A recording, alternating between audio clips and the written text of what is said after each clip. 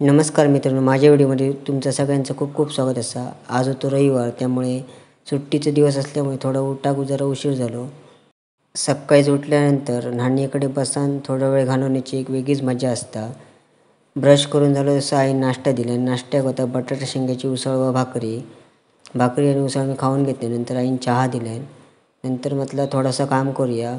ही आईन बनवलेली झाडू असा. थंडाच्या बॉटलचा उपयोग करून छोटीशी एक झाडू बनवल्यान जी आपण घर साफसफाई करू शकतो. नंतर मी झाडू घेतले आणि घर साफसफाई करून घेतलं आहे, कारण आज होतो गुढीपाडव्याचा सण. आज खरं तर जायचं होतं वज्राटमध्ये, कारण आमच्या क्लिनिकचा ओपनिंग होता, पण जाऊ शकले नाही कारण घराकडे पण कामं होती. किंवा असा खळ्यातलं फॅन कामाच्या ठिकाणी जरा गरमी होते त्यामुळे लावलेला असा, तो पण साफ करून घेतला आहे. थोडी फुलं काढून घेतलं आहे आणि नंतर म्हटला गुढीसाठी चाफ्याची फुलं आईने आणलेली आणि ती पण बघूया. ही असं चाफ्याची फुलं. नंतर बाबांनी जशी कामं आवरून घेतली तशी आम्ही नंतर गेलो गुढीसाठी काठी आणू. काठी आणताना तिथे थोडीशी साफसफाई करून घेतलो आणि नंतर काठी तोडून घेतल्याने.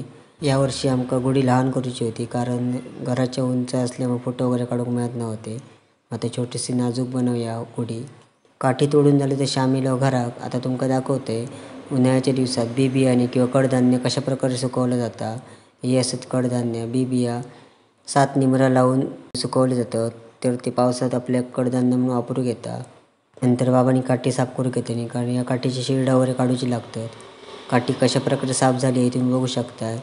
त्याच्यानंतर काठीचा माप घेतल्याने आणि काठीची दोन्ही साईडने टोका नीट करून नंतर घरात आणल्याने. तोपर्यंत फुलांचे हार गाडीसाठी, गुढीसाठी आणि घरासाठी बनवून घेतला आहे. नंतर या ठिकाणी बाबांनी गुढी बांधून घेतल्याने तुम्ही बघू शकता कशा प्रकारे सजावट केली आहे गुढीची ती. घाई गडबड असल्यामुळे गाडी धूक मिळाली ना, तरी पण आम्ही गाडीची थोडीफार साफसफाई करून नंतर हार घालून पूजा केली.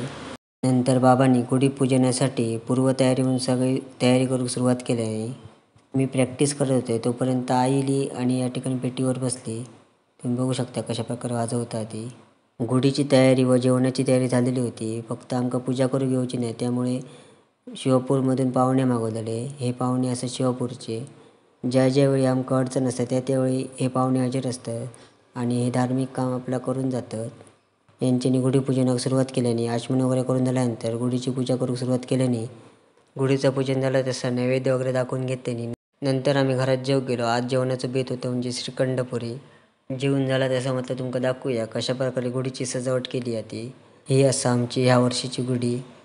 अतिशय सुंदर आणि सुबक आणि लहान उंचीवर गुढी तयार करून त्याचं पूजन केलेलं असा. व्हिडिओ आवडल्यास नक्की लाईक करा, शेअर करा. पुन्हा भेटूया पुढच्या व्हिडिओत.